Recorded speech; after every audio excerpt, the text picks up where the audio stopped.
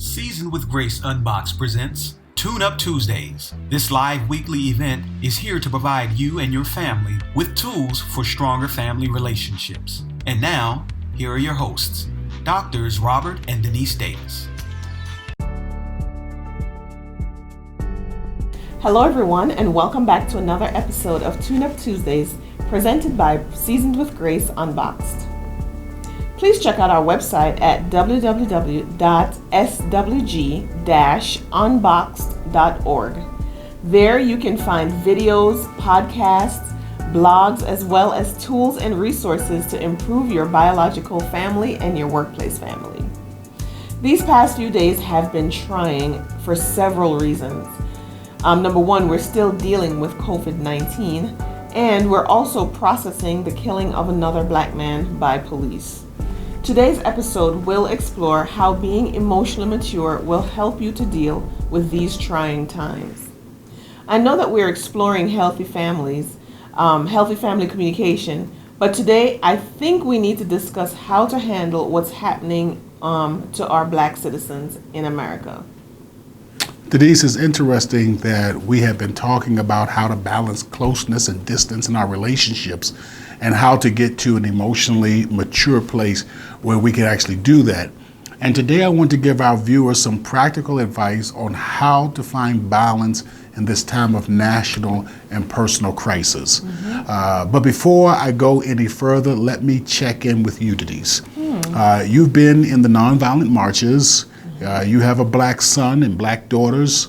You're black. You've experienced racism in your life and in the life of your children, inside the church, outside the church. So let me just throw out an open-ended question. How are you doing and what's going on in your mind?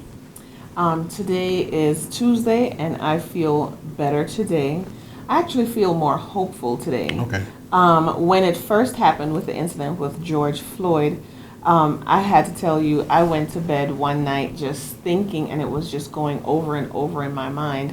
And I actually woke up, my chest was tight, I felt my heart beating, and I didn't know if it was an anxiety attack that I was having, because I usually don't have those, or it was just me tired from just being up, just having these processes going through my head, worrying about my son because he's learning to drive now. Ugh. And in addition to worry about him driving, tickets and everything that comes with it, and his independence, I have to think about training him how to behave when he gets pulled over. Not if he gets pulled over, but when he gets pulled over. Yeah. And how he should behave, how polite he should be. And then also worrying that no matter how polite he is, no matter how educated, no matter how articulate he is, no matter how docile he may be, that he can die. And a small encounter can escalate and he can die. So that was how I felt that day. And so Friday I went to a nonviolent, it was a very peaceful protest. My daughter wanted to go down. She was feeling anxious and, everything that comes along with that as a teenager trying to process. And so she asked to go down, and so I took her down. And then on Sabbath, we were able to go down as well, the whole family. And what I saw downtown gave me hope. Wow. I saw a sea of white, blacks. I saw a sea Hispanics. I was just going to say Hispanics. Asians. I saw Asians. I saw Native Americans. And each of them had signs. The signs that I read, just like whites for Black Lives Matter and Latinos for Black Lives Matter. And it was just so heartwarming. And I actually did a Facebook Live video to show, because I wanted to show that on the ground are white women and white men and white young people and blacks and everyone together in solidarity. Wow. And I have never seen that. We read in the history books where you have the Amish and you had people who were just a part of the Underground Railroad. They were abolitionists. But what that told me on Tuesday was that not all of America is silent. Yeah, so I have hope. I'm feeling very hopeful today. Well, that is probably that's an awful lot to process. Yeah. There's a whole lot that's going on. There's a whole lot, and I felt the same way. One sign that just stuck out to me the most was a sign with held by a Caucasian lady that said, "I'm 60 years old, and we're still dealing with this S." And I'll let you fill in the blanks. And that's really, I think, where a lot of people are, just tired of feeling tired. But it has been very encouraging to see our Caucasian brothers and sisters who are joining in with the struggle. And I think that a lot of mothers and people in general are sharing many of your sentiments and feelings. I saw some cartoons, and then we'll move on. I saw some cartoons that basically showed a man being stopped during slavery time, being stopped by the slave patrols and being asked to show me your papers and what are you doing out right now? And then they showed a picture of a black man today being pulled over by the police. Give me your papers and why are you in this neighborhood? Man. Actually, that just happened to my female friend. Yeah. Yeah, her company just gave her a really nice car, and 2 times in the same night, the police stopped her and asked her, where are you going? What do you do? Your profession, because you have to explain how you have what you have. Yeah. And what are you doing in this neighborhood? Yes, and it's sad. It's sad. So in this time of high anxiety, there's going to be a natural tendency to become more emotional and to become more reactive, rather than being thoughtful and intentional. We're in a very high stress, high tension, high anxiety environment right now. And there are 2 quick suggestions that we have for how you can become more balanced and more thoughtful and less reactive. And so, Denise, would you please give us the first suggestion? Okay, the first suggestion. I'll do that. You know what? But first, let me just say that we're really going to have to fight the urge to go to the extremes. Okay. Right? Okay.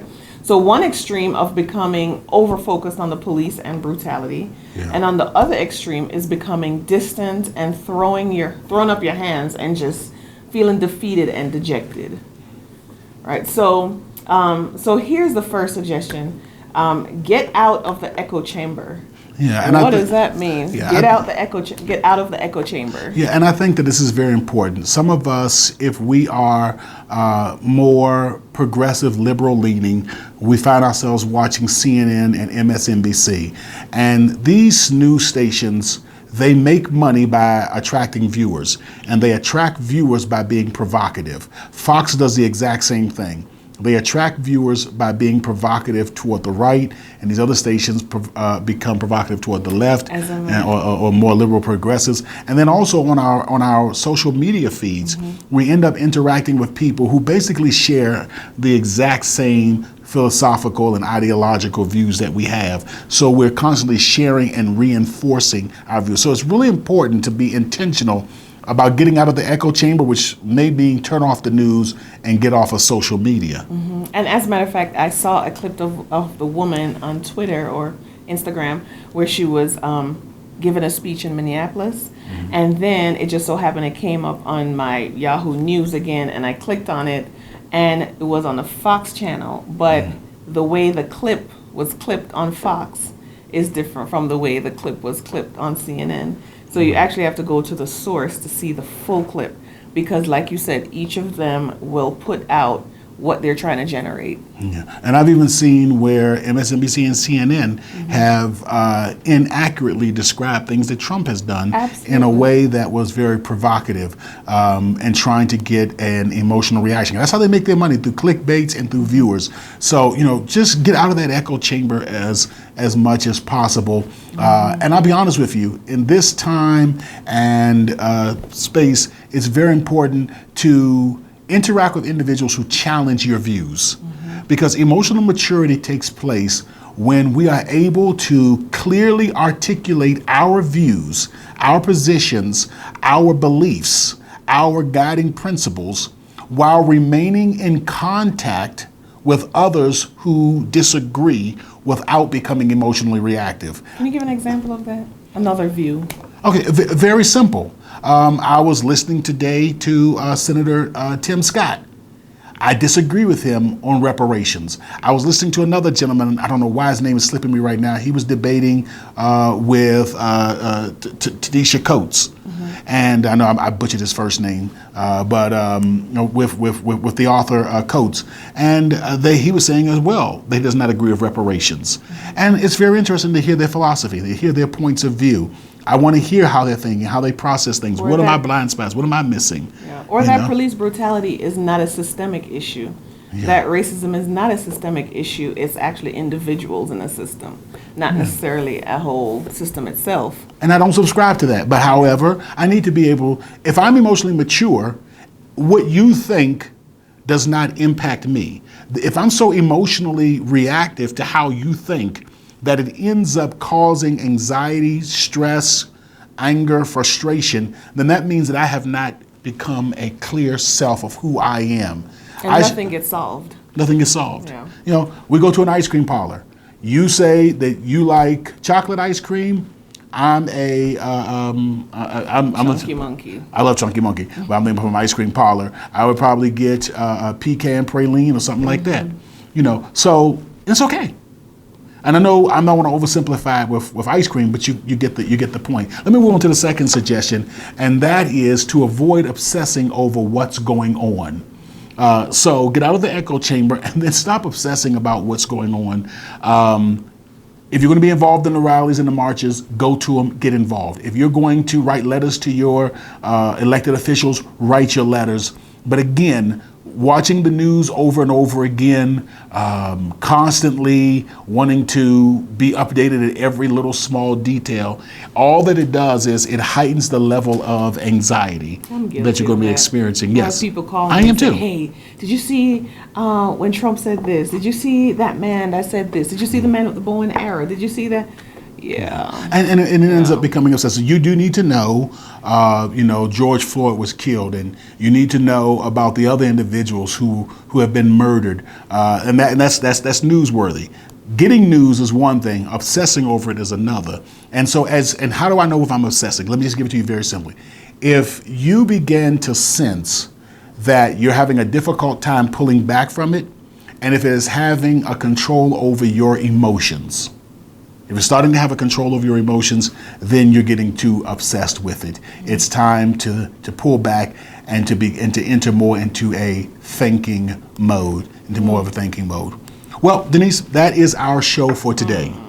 For additional resources, videos, and materials, I want you to visit our website, www.swg-unboxed.org. You can look right here.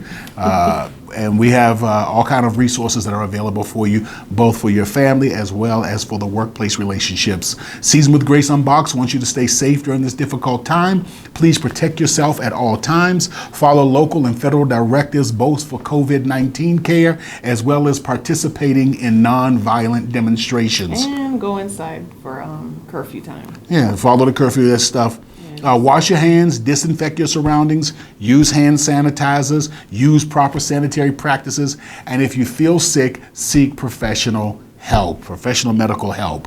Okay. Thank you for joining us. We'll see you again next week at 9 p.m. Eastern Standard Time for Tune Up Tuesdays, because Denise, even the smoothest running family needs a Tune Up Tuesday. See you next week. See you next week.